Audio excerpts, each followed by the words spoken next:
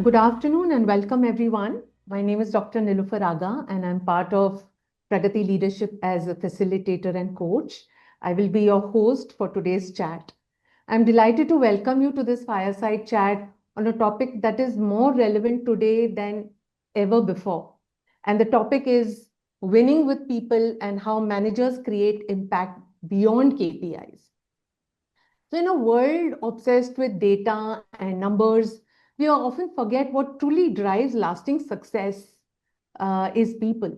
And today we are going to talk beyond metrics to talk about trust, influence, empathy, and the human side of leadership. We're joined by two inspiring leaders from BFSI and IT sectors who lead large, complex teams and have seen firsthand how the quality of people management directly impacts business outcomes, retention, engagement, and culture. Let me introduce you to our speakers and let me start with Shampa. So Shampa Bhattacharya Roy is DVP L&D at Bajaj Allianz Life Insurance Company. She is an ICF certified coach and NLP master practitioner.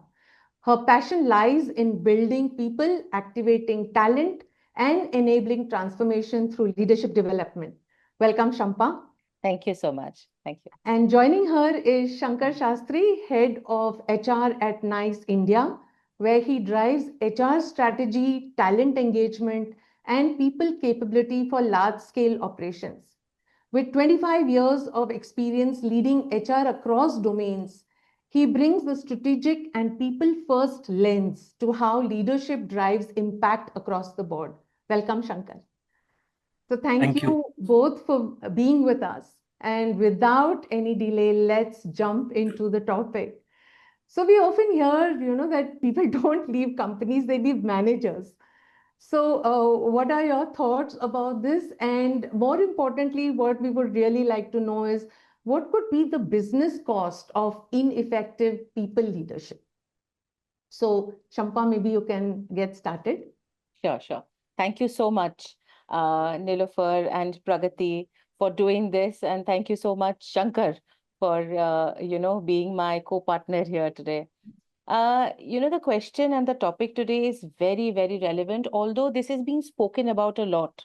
A lot of people are talking about this, but it is not enough is being done about it. The execution and actual implementation is somewhere where we see a gap. So people do leave the managers and not companies, right? People join the companies, and it is the people who decide whether it's going to be a valuable, a safe, and an enjoyable experience for them or not. Now, typically talking about the industry that I represent in a BFSI kind of a sector, where the landscapes are very dynamic, the regulatory changes are very real, and the complexities are large, the cost of a manager being ineffective is beyond comprehension, actually. I mean, apart from putting some numbers around, how much did you bring in and how much is the loss, there's a lot of unseen loss, a lot of things that are not actually there on the paper, printable on your dashboards. So apart from the moral loss, apart from the influence that others get into when somebody is not being leading well, there is decreased customer satisfaction, which we have identified. To see almost, there is a study done by Stanford, Harvard, where it says that 85% of people feel disengaged when the leadership is not strong. And a lot of people think if they are subject matter experts, they are good leaders.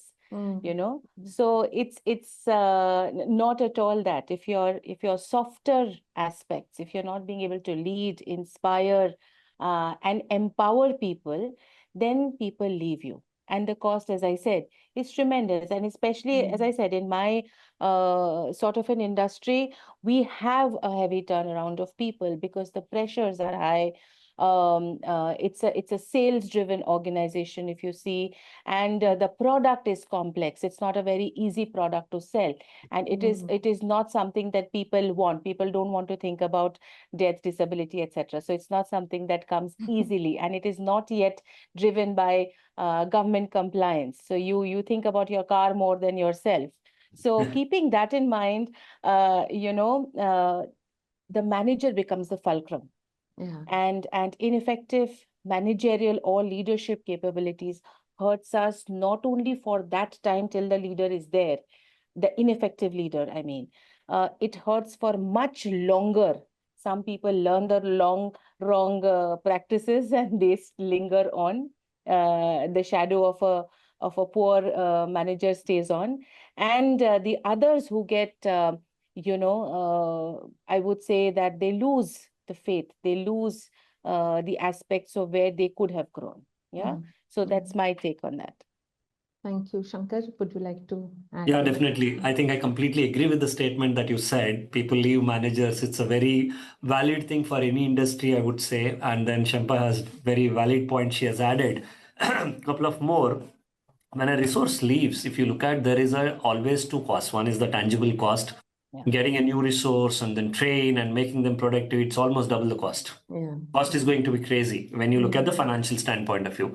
But when you look at the other ones that she touched upon, the culture, and also what kind of an impression that you are leaving it on the other people, the morale of the whole team, and building that back and bringing that entire ecosystem back to normal, it's going to have a very big impact. To me, that is more critical, and the focus has to be on that rather than only the cost impact. Cost, you can do something and then you can recover, but the damage that it creates, a manager who is not efficient, ineffective manager who is not able to manage people because of the softer skills, I think that's much more very impactful when it comes to damage that it creates. So if I need to summarize, one is on the culture point of view and the overall morale, and also it has an impact on productivity of the other folks that who are actually doing well, and they start questioning, why did this guy leave? What will happen to me? So these are the things. I think it will have a disturbance in the organization. So thereby the role of manager becomes really critical. Yeah. So if there are any examples that any of you would like to share, that would be also valuable to our listeners. Any examples that come to your mind? To me, the Shampa, can I go? Absolutely, please. So a couple of points. See, if you look at any organization, you take the span of a manager is 10 to 12 people. We expect this manager to be responsible for many things. Sometimes I feel pity for the managers as well, because when you come to the driving results, whether it is a sales results or delivering a new product or doing something service, the manager is responsible. When there is an attrition in the team, manager is responsible. Satisfaction survey, engagement, all this. So we have to see how do we as an organization equip these managers with the right framework, infrastructure, and also right support from the top. We can't blame them alone. I would say it is two process. One, manager being capable, another is how organization is preparing them to take such steps moving forward so that they are prepared for handling such situations. So we would heavily invest on those managers and improving their competencies. So I would say I would invest more time on the managers and help them understand, see what is missing, what kind of support that we need to do to them. Absolutely. So since we're talking about the investment, my next question really is, if you can tell us about what is your current approach to developing people managers, and then where do you see the challenges, what's working well? Let's start with what's working well, and then we can come to the challenges. So how do you go about in your company developing the people managers? So Shankar, you can take this question first. So I have a good mix. We are a technology company. So when we look at people, we have people coming from product organization and also people coming from services organization. So this is my personal view, and people may have different views and agree, disagree. Happy to have a debate on it. But people coming from product organization have a very strong focus on technology. People coming from services organization, they have a very strong focus on managing people. They are very good with people. But product organization, we need a combination of both. 50-50. I would want somebody to be technically very strong And also people quotient has to be highly strong. So if you are only a people manager, I don't think the person will be able to lead the technology development, etc. And if the person is only technically strong, not understand the software aspects. So it's a 50-50. Right. So what we do internally, we try to evaluate where do our people stand from our competency framework point of view. And for each individual, we try to take a 360 kind of a view from our direct managers, their skip levels, and also the stakeholders globally. Try to see where do they stand on a scale of 5 or a 10, understand the gaps, and then structure and curate programs. And in fact, you recall, Niloufer, we did some program with you and you helped us in the past. So something like that, we curate what are the gaps. Is it a big picture thinking a gap, or is it execution a gap? We try to understand the themes. What are these managers struggling? In the recent past, if I were to give some example, the toughest thing today is for any manager having difficult conversations. People are struggling. People try to be pleasers. That doesn't work. People pleasers, it doesn't work at all. So how do we ensure people have difficult conversation and manage the team well and then continue to bring high performing culture? I think these are the themes that we see when we look at these inputs. Thereby, we curate such programs at different levels, at the leadership level, at the managerial level. And also we have our own internal program. First of all, I'll take one more minute, Shampa. Sorry, a long answer. Go ahead. And we are actually realized whether somebody wants to really become a manager or not. Let's not decide based on the performance. I'll go back to my school days. The one who is a topper in the class becomes the class leader. That is pure performance. Would that person want to become a class leader or not? Nobody asked, never asked.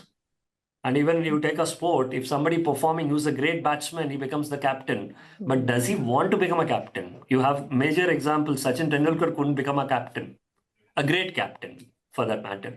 So we started looking at performance and potential both, whether the individual has the potential to lead people, then bring in performance, then evaluate them, then groom them to the managerial roles. I think that's where we started a program of identifying the potential rather than going by pure performance.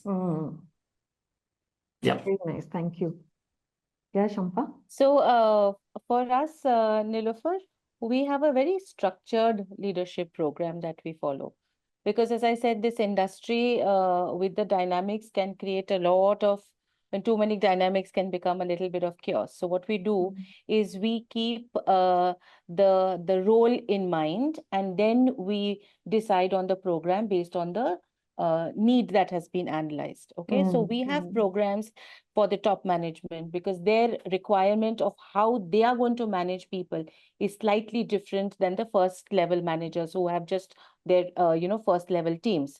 So depending on what is the requirement, what is the role requirement, we create our programs accordingly. So we have programs for managing managers where Pragati in fact last year was doing our managing manager programs.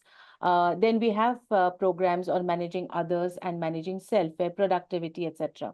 We also have a lot of focus on the new people that come in this industry due to the churn, as I may say. There's a lot of people from very varied backgrounds. They come in from different industries, right? So we need to be, and this, I would say, the product that we sell is very, very complex, and it's regulated, right? So the people who come in even from backgrounds, they need to understand how to operate in this environment.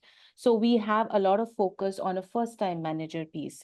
And it's not just a program. None of our programs are just a 1-day, 2-day programs. They are learning journeys where they are prepared before coming for the program. They go through the program, and post that we encourage, and we always have coaching, mentoring.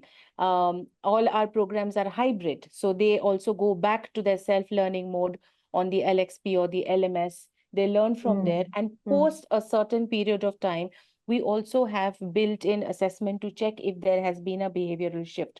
So we check for a behavioral score matrix where we check if the self and the manager rates to say that, yes, now I see a sort of a behavioral mix. Now, all these, Niloufer, stems from our group, where the Bajaj Finserv, we have very strong leadership mindsets, which are already very, very well defined.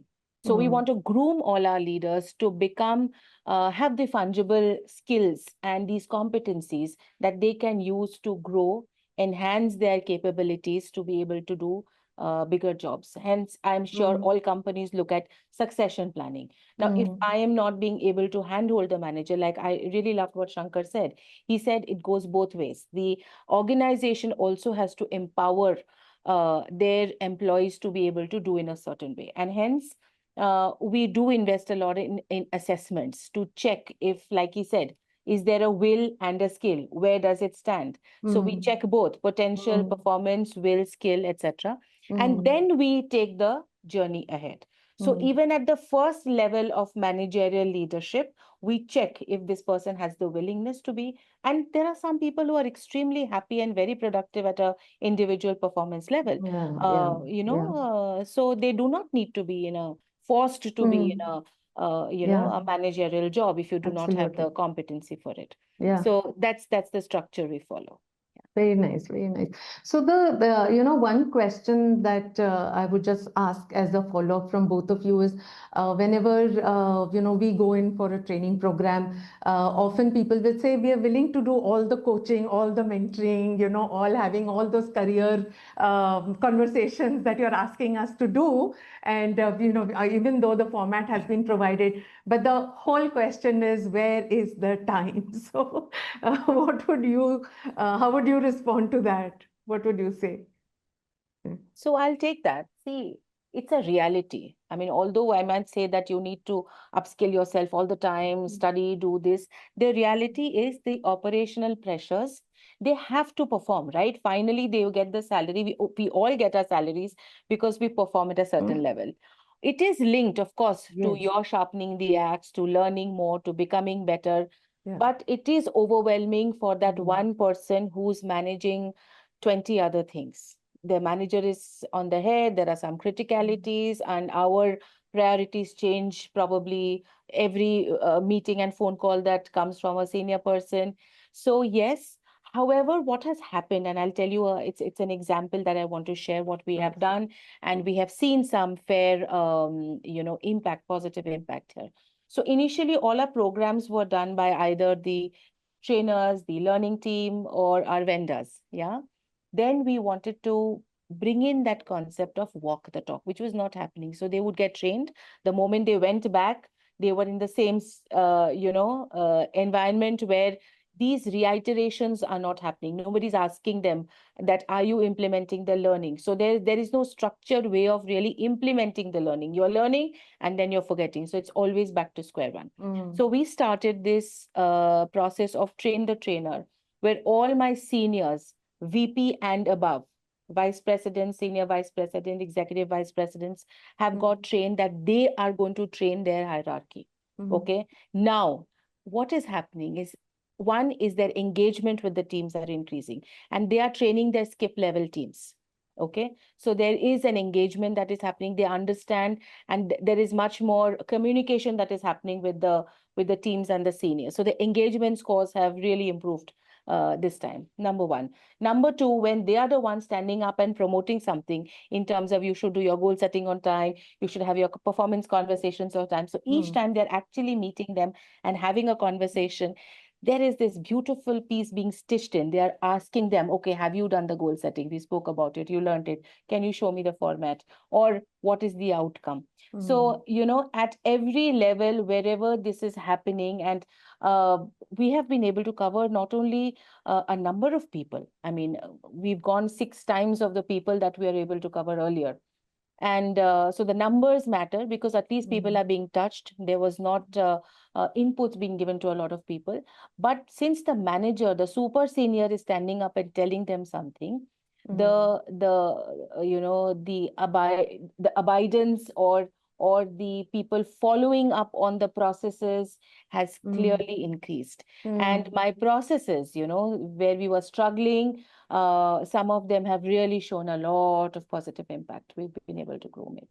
So I think the answer is that finally, the managers have to walk the talk. They have to be the providers of knowledge and skill, and they have to have the mindset of being able to guide people. Yeah. And initially, I think a bit of combination of forcing a little bit, in the sense of creating a compliance around it is required, so that people get into the habit, and the moment they see the benefit of it, it comes naturally. Then you do not have to make anything compulsory, mandatory. Then it flows, because mandating isn't really the right way of creating a learning environment. However, initially a bit of a push from the senior management helps. And once they understand the benefit, then I think it's a much easier task. Yeah. So I think you made a very valid point where, not only the, external people come and do the sessions, but also the internal connects. Absolutely. I think in our experience, we have found that. And again, when the manager is walking the talk, and, Yes. that makes a lot of difference. So Lot of that's what we share. We have a, certified program for people managers, and that's where we talk about these elements that they need to, who are you as a manager to begin with, not just demanding numbers, but how are we walking the talk. So I think that was a I'll take very one more valid minute. point. I'll take one more minute. When we started this, I got questioned. The seniors came and said, why am I doing your job? Why should I train? It's your job to train. Why do you want me to do this? Right? So we had to remind them that what is their role as a manager, really. So that was an interesting conversation. And once they understood and they went back, and then a lot of the stories flowed in, and the impacts, the pictures. And when they saw their scores, we do an engagement score rating every year. And when they saw their team engagement scores are going up, then it became an easier deal. Yeah. Over to you, Shankar. No, completely agree. I quite like the word you said, compliance and governance. So that reminded me an example when we wanted our managers to take more ownership, where we created such program for all the leaders to create their, see, every year people have their objectives. Yeah. That is there. I think it's on a clear performance objectives, KPIs. These are all standard, but we wanted to move away from that and create a long-term perspective, how much people really understand the strategy and how much really understand the big picture of the organization at a global scale or even at the regional local scale. We wanted them to start looking at their 3-year plans. So we really made it, Shampa, to pick your thought on the complaints. We made it a mandatory thing till the time they own the process of every leader, every manager to have a 3-year plan or a 1-year plan in place. And this is not just objectives. This is a big picture view of what my plan looks like. And from there, the objectives come in place and the KPIs come in place. We had to do a bit of a governance initially, but after 2 years, this became a clear, regular BAU kind, and they own it today and they enjoy it because that brings a lot of clarity in talking to the global stakeholders and the interfunctional collaborations that helps them to draw interdependencies. And then that gives them an opportunity to go to their teams and talk to them. Hey guys, this is what we are doing. This product is making an impact of these many $1 million at a global scale for this market. These are the customers. And this is why we need to fix this in this much of time. So when you are able to give this perspective, their understanding of the product, hey, I'm an R&D guy. How do I know which market is selling this product in which customer? Versus today, I know this is the impact that I make. And you can imagine how much of a ownership that manager brings. Thereby, the team understands the importance of what I'm doing and how I'm building the product. So the whole perspective changes. I completely agree with Shampa. Initially, we may have to do a bit of a push, for the lack of a better word, push and make it compliance and monitor really how many have done it, not done it. But once you get into a proper discipline, and then it becomes a regular ritual and they start enjoying it. Yeah. And I think the role modeling makes all the difference. Yeah, absolutely. Yes. So let's move now to, how do we move from checkbox performance reviews to meaningful ongoing conversations that actually spark conversation? So probably, some part of it would be, as you already said, when people are, watching the role models.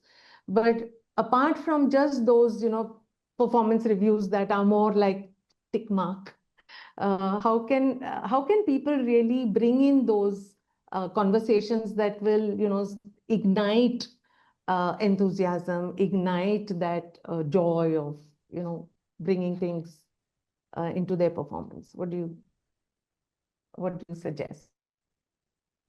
Honestly, there are some age-old practices. We stopped following them in the current scenarios.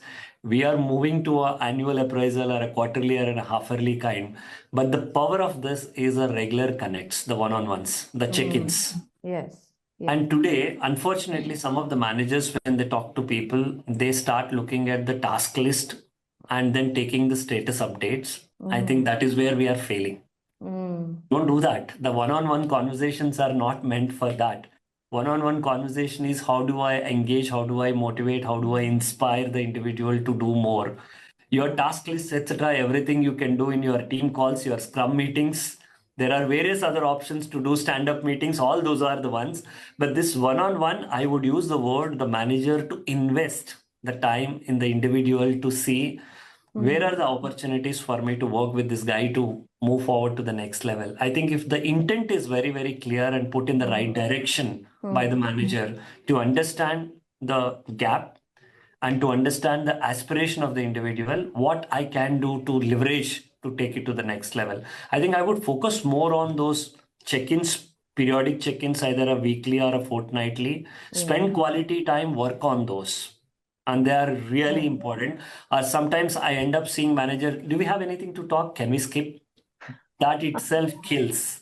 The moment you speak this language of one-on-one skipping, that means the manager is not fully ready for what he wants to do for the individual or she wants to do. I think the most critical thing, this is not a new practice that we're talking about. This has been there, age old. And if, I mean, how well we practice and then our commitment to those one-on-ones. I think that is the most critical thing. If those are done well, and then your performance conversation, everything becomes a regular process, fall into the place. So what would help those regular check-ins to happen? Because like you said, they might just put their hands up and say that, okay, there's nothing much to talk about. So I think I think the commitment and then completely owning this is my team and then I need to inspire them and then develop them. I think the manager's ownership, I would say. Shampa, you have. Yeah, absolutely. There's a lot we would have to say on this because it's sad that we are still following only the basics right now. And like Shankar said, this is not a new practice. If you see even age old, even if you go back to maybe, years, centuries back, connecting with people and getting things, understanding the person still is the most powerful thing you can do.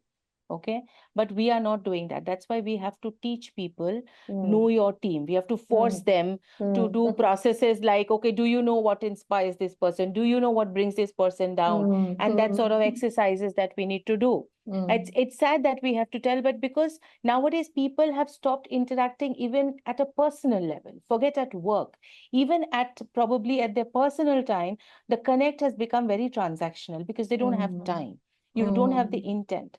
So, like you asked, Niloufer, I think the success lies in weaving these sort of conversations into your daily life. When you're meeting somebody, if you go as a manager, if I'm a manager, if my intention is to empower you and my conversation is to know how I can do that, what is it that will help, then it becomes a very authentic, empowering discussion between me and my, my team member. Otherwise, it's okay, let's sit and these are the things, these are the tick mark activity, checkbox, that will never work. And, we have to also, as I said, some things have to be done initially and managed and probably, measured so that it gets done. So we have started this process where we are looking at each, because for us, manager is the pivot. Okay. And we completely own that up as an organization. And we say that in this pivotal role, if my first level manager, starting from my first level manager, if I am not being able to build this culture and they don't understand the power of this, then we will get nowhere. Then we'll still be doing the square one and the same things that we are doing. Okay. So continuous feedback is something that we're integrating. We are doing a lot of deep diving on how to discuss, have those goal setting conversations, how to have performance and difficult conversations. Yeah. A lot of our complaints also come up because you are talking to this person just once a year and directly you're saying that, I don't think you're good enough.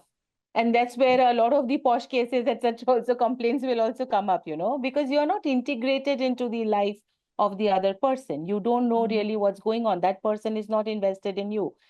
And the other issue in this whole framework, Niloufer, which a lot of times gets overlooked, is that the manager himself does not feel um, strong enough, confident enough to be able to value add to the other person's life. And that is why a lot of times they shy away from having these conversations, from having the conversation to be able to develop somebody else. If I don't feel I am full and I am capable, I am not able to give the other person and build the other person. Okay. So I think it's a continuous journey. A lot of people are doing this for the first time. And in the iceberg model, if we keep that in mind, we really don't know what's below the water level. So at a continuous level, I think it has to be a two-pronged approach. One is, how do I build the leader? How do I build this manager to be more confident, to be able to know how to value add, etc. And at the other level, we create an environment of authenticity, and we allow them to have those conversations. And if a bit of conflict comes there, it's acceptable. We don't rush to sanitize instantly. Let it be. Let things evolve, and that's where I think relationships with people evolve. Yeah. So keeping it that way and completely reiterating at every point that this is important. Their performance reflects your performance completely. So even, going away from a bit of the soft skills and behavioral, all our, performance matrix have been built in a way where we broad base the success. So we have put all the managers, most of it, maximum of his, I would say, achievement to his team's achievement. So there also, he has to work with them. And that is also, we are trying it out. Let's see how that also works over a period of time. Yeah. So I think very well said, Shampa. Like they say that you can give to others only what you have. Yeah. So one is, and like Shankar said, the commitment, and what you said, the intention. I think both are equally important. From just doing these performance reviews, we are also now seeing this shift where every manager plays a role in building the culture of an organization, right? So how can, again, managers bring in empathy in their conversations, or even the psychological safety when they're having, whether it is giving feedback, whether it is even doing a simple brainstorming session. I've heard from several participants, they say that, sometimes everybody is giving ideas, but maybe the manager is, giving a non-verbal, non-approval sort of a look at somebody, and, encouraging only some. And then again, that perception of playing favorites, things like that. And then many people have told me that they just shut down, even in a brainstorming session. So how can that psychological safety really, be brought in by managers? So Shankar, would you like to take that first? Probably, first of all, how comfortable the manager is. If the manager is comfortable, I think he or she will be able to do that. I would go one step above. How are we empowering the manager from an organization point of view, from a senior leadership? Does the manager have enough support? Whatever, even if the person fails or succeed. So they are the ones who are actually mirror imaging the leadership. And then for an employee, it is difficult for employee to reach out to leadership or the top management every time. Yes. They only look up to the manager. So for them, that's why your first question, it started with why people leave managers or people stay back for managers, is that's the whole reason. So for them, it everything revolves around them. So thereby, I would see, how do we actually empower them? How do we create the ownership in them? So today, most of the managers, don't get me wrong, when you go and have a difficult conversation, they never say, I am also party to this decision. They always say, hey, we did the performance calibration. Shampa, my manager, didn't agree. That's why I'm changing your rating. It is Shampa to be blamed, not Shankar. But the whole thing changes when I own it. Hey, according to me, you are this. If I'm able to look into your eyes and say, and give honest feedback and summarize that, and I would invest on the managers to have that kind of a confidence and empower them and take that ownership. And if I prepare them that well as an organization, I think they would take it forward. So more investment on that rather than expecting managers. So then once they have it, I think they will bring in empathy, they will bring in the inclusiveness, they know how to handle it. So prepare them. I'm sure they would have their own fears. If I don't deliver the results, will I be on a performance improvement plan? What will happen to me? So if we are able to create such an environment where it's okay to fail, sometimes it's fine to fail and then quickly learn from that and move forward, fast forward, rather than not trying anything. I think these are the certain things if we are able to create. If manager feels comfortable, confident, I'm sure he or she will cascade the same to the team. So I would invest on them more. That really ties in beautifully with one of our key learning objectives, where we try and help the managers to go from, simply managing to coaching and creating these inclusive Absolutely. and adaptive cultures. So, yeah. Shampa, what are your views? Yeah. So when you're saying this, I'm reminded of what Simon Sinek had said. Leadership is not being in charge, but it Yeah. is taking care of those who are in charge of you, right? Or you are in charge of, right? So we forget that. And when you are talking about this, Niloufer, about empathy, about psychological safety, I think it has to be the entire fabric of an organization. You cannot expect a few managers to stand Yes. up and display that behavior. So it comes from the top. Mm, Okay. If mm, we, all our senior leaders, are ingrained into this concept, they display the same behavior, then automatically it may be a slightly longer time taking process, but people pick up. They pick up behaviors, they pick up words, they pick up facial expressions. Yes. And of course, there are some who would need to be handheld, which is all right. And if each manager takes care, it's like a parent with a bunch of kids. Not each one of them wouldn't be similar, although you're probably giving the same teachings to them. So they come up differently wired. But are we, as the holder of this role, watching out for it? And if we do not correct this, if it's not nipped in the bud, and if I feel that my behavior, this sort of behavior, is giving me growth, is working out, then later than earlier, it becomes more difficult to change. Okay. So that is why I think having a very clear-cut communication of what are the things that are acceptable, what sort of behaviors are acceptable. And if I have to give an example of what we do, as I said, we have a very clear lead mindset framework where we talk about how we expect you to build talent, how you have to delegate and develop people, how you have to have a growth mindset, etc. So it all ties in. So when everybody speaks the same language, and not just the language, because people pick up more of what you do than what you say, if we start displaying those behaviors, and it's not easy to go and correct everybody for displaying behavior. Instead, what we are doing is, when we see that behavior, we reinforce it, we celebrate it, so that others, they know which behavior is to be wired, which behavior is to be copied. Otherwise, everything looks okay. If a senior does it, everything is all right, whether it is actually all right or not, right? So we are going the path of picking up the correct, authentic behaviors, and we are celebrating that. We are taking those. So a lot of reiteration, like Shankar was saying, empowering the manager, a lot of reiterations through a lot of simulations, real life case studies. We are sending, and we are getting them to do it, and then they understand, okay, this situation, I would have normally chosen this behavior, but this does not seem to be the best one. Can I do this? So it's, as I said, Niloufer, it's not a one-day job. It is not that you can download things, having a bigger space, and you just download a few terabytes of information. No, we are human beings. We have to stay human. And I think with authenticity, and I love using that word because I see a lot of times people don't trust because authenticity is missing. And if I can trust you and you can trust me, then I am more willing to change, learn from you. I think we as an organization are investing a lot to build trust amongst people.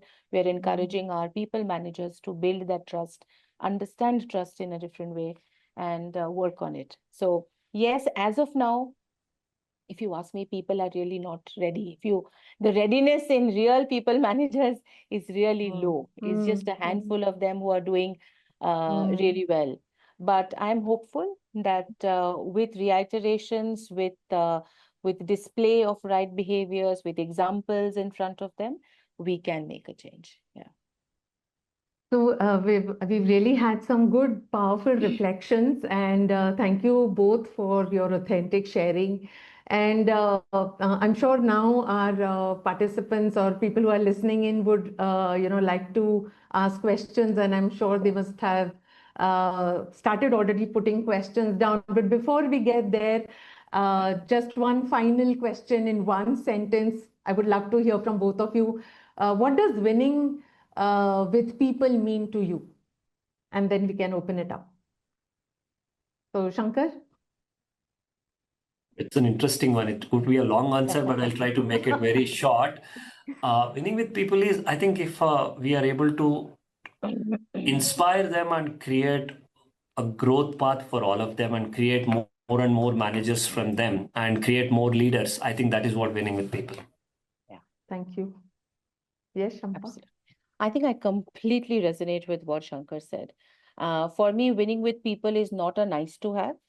It is mandatory, because if you look at your overall success for companies, companies succeed when you have better people, more invested people, more engaged people, because finally it's the customer, and only happy employees can keep customers happy, right? It's a very direct correlation. So in any equation, any mathematics, if there are people who haven't understood that having more happier people, engaged people, just directly leads to more money.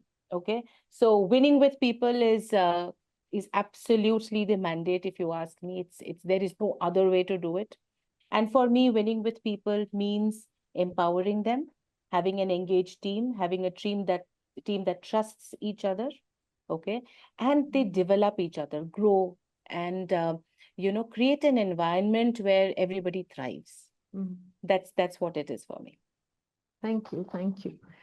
So let's see what our listeners would like to ask each of you. And Ranjana, if you can pick up questions from the chat box and start asking, that would be nice. Okay. So yes, we are open for your questions. If you have any, you can drop down your questions on the chat box, and you can feel you are comfortable enough to shoot your questions. We are looking forward to address them. So let's take 5 to 10 minutes, if that is fine.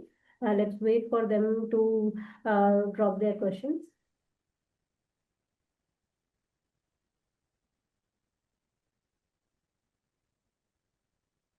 Okay, I think the first one is up.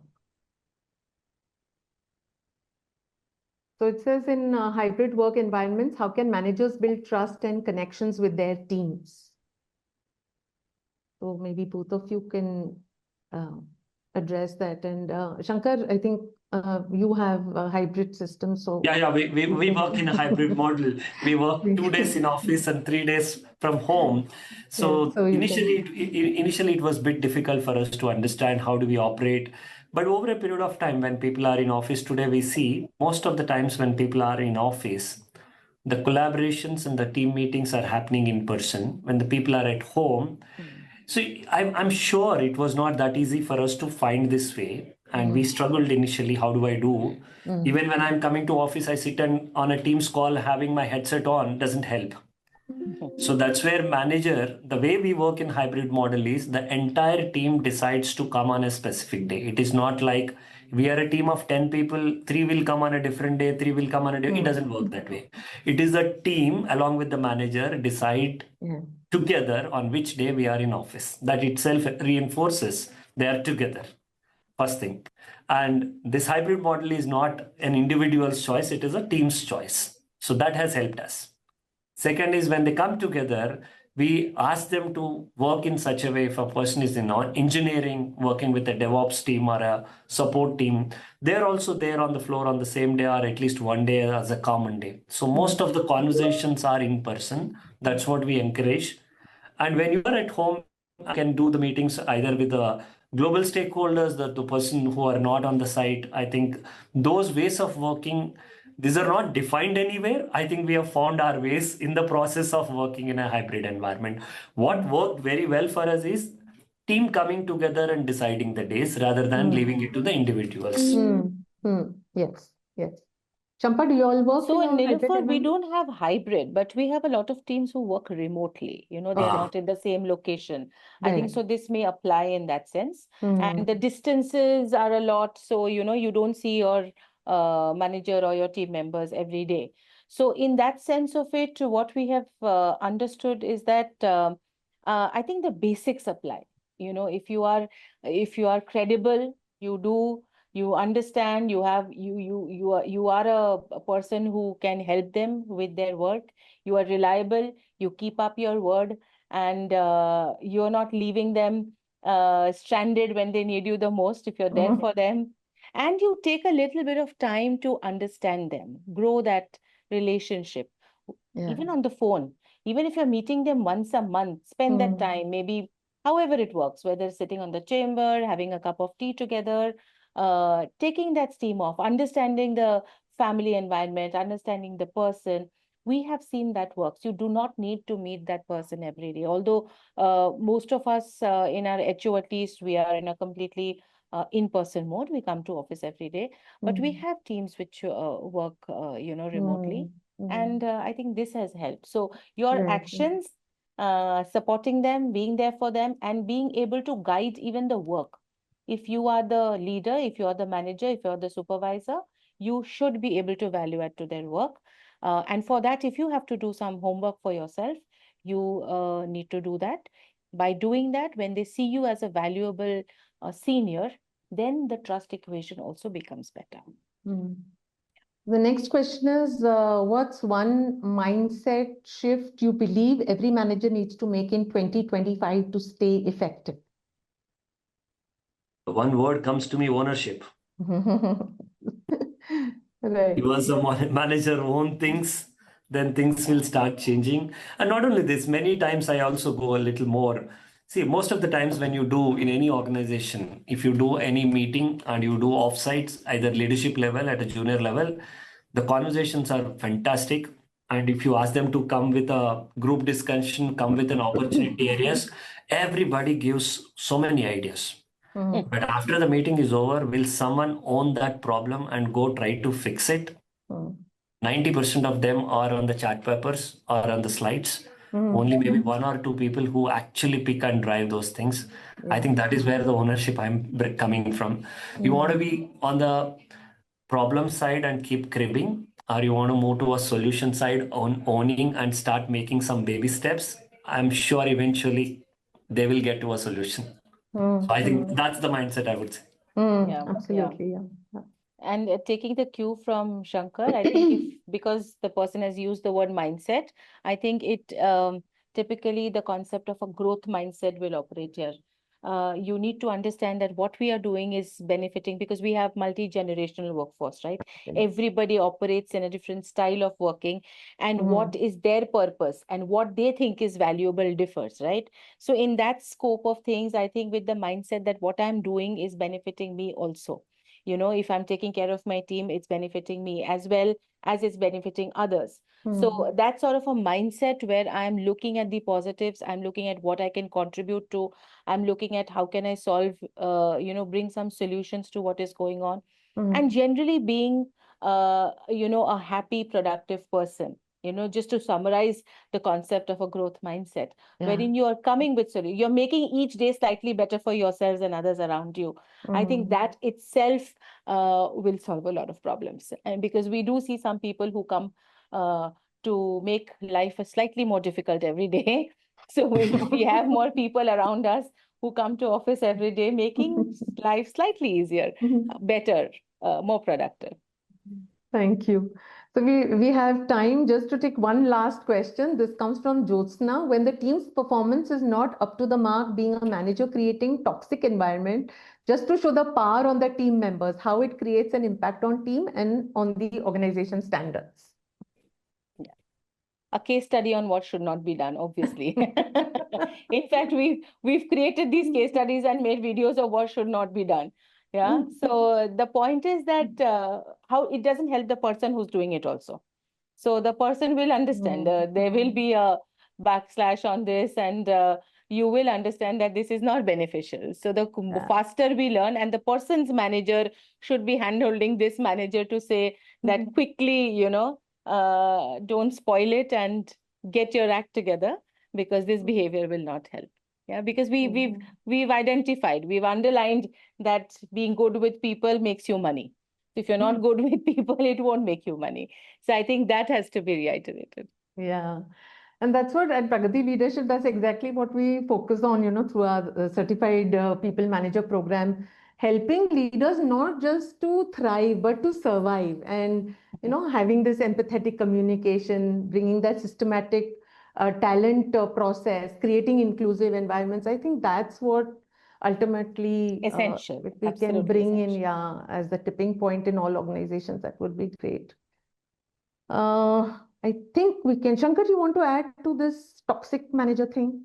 Or, or can we take up another question then? Shampa said it, act on it. Yeah. Act on it and take a tough decision. And it is important. Otherwise, this toxicity messes up the whole culture, and it is an action to be taken immediately. There is no tolerance. Yes. Yes.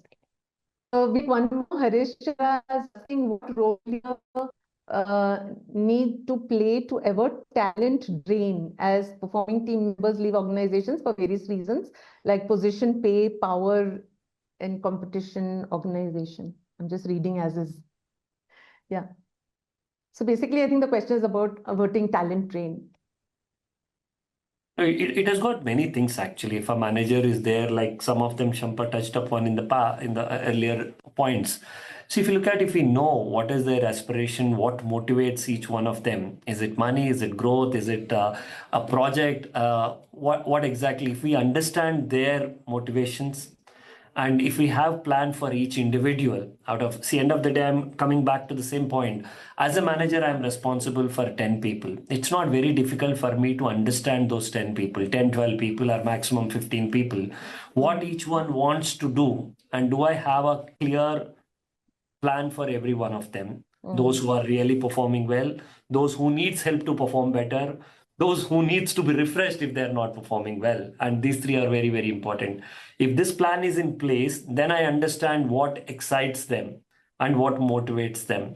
Accordingly, then I'll build in a performance, their development, and also reward them. I think it is going to be a holistic approach for each one of them. I think I need to have that plan as a manager for each one of them. And just to add to what Shankar said, and I'm not going to repeat because I completely agree with every word spoken there. I just want to add that, see, we'll have to probably adjust our lenses a bit with the generations that we are working with. What is your expectation that how long would somebody stay with you? And there is no harm if somebody is moving out and growing. Okay, if they have had a good experience, they will actually refer better people to come here and work for me. But am I ready? Because nobody is going to stay forever, right? Very few people are, lifers in organizations. So am I being intelligent about it? And am I creating talent within? Preempting that there could be a need, and then looking at the succession planning and constantly building people. If it was a one-time job, then none of us would be required, right? So it's a continuous job. Yes. It is something that we have to keep doing, keep preempting, and be observant of the surrounding, be observant. We have a very beautiful, sentiment bot, which actually talks to people and finds out how they're feeling. What are they feeling at work? That also gives us inputs, and it tells the manager that this person is feeling a little low. Why don't you talk to them today?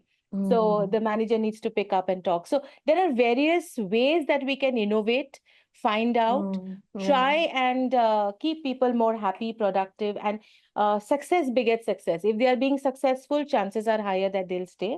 However, there would be cases that even despite that, they might want to have a larger experience, a more different experience, which is all right. But if I am the organizations, it is my job, it is my prerogative to keep building more people so that I'm not at an edge all the time. Yeah, yeah. To what you were saying, many times that's what I keep hearing from managers, that, we develop people and then they leave. And so, like you said, it's a continuous process. Yeah, and what is your expectation? What are you Yeah. thinking? Like what sort of a contract? How many years? Yeah. Yeah, absolutely. Yeah. So it's an ongoing process. Okay, so I think we're at the top of the hour almost, and quite a few questions have been addressed. So thank you all for joining in. Thank you to both Shampa and Shankar. It has really been an insightful chat. And until next time, let's all keep winning with people. So thank you all so much.